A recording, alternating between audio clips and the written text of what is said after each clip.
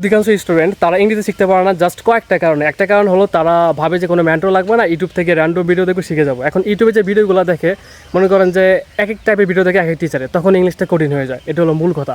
আর অনেকে আছে যে নেগেটিভলি চিন্তা ভাবনা করে, because there are many students they think like the English language is very top and it is not for me because I am a bad student and my brain is not good enough.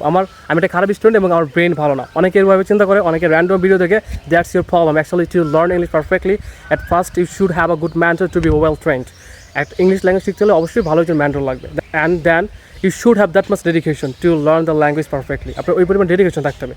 ভালো mentor এবং dedication যখন থাকবে তখন আপনি 3 থেকে 4 মাস, সর্বোচ্চ 5 মাসের মধ্যে আপনি ফ্লুয়েন্টলি ইংরেজিতে কথা বলা শিখবেন। আপনি যদি বিশ্বাস না হয় আপনি একবার ট্রাই করতে পারেন। বর্তমানে অনেক স্টুডেন্ট পড়াচ্ছে সিঙ্গেল, তারা কথা বলতে পারতেছে, অনেকে ভার্ব চিনত না। তারা পারলে ভাই আপনি কেন পারবেন না? অবশ্যই পারবেন। যদি পার্সোনালি সিঙ্গেল পড়তে চান জানতে পারেন। রাত 10টার মধ্যে টাইম দিতে পারবে, একজন স্টুডেন্ট নিতে পারবো আর কি।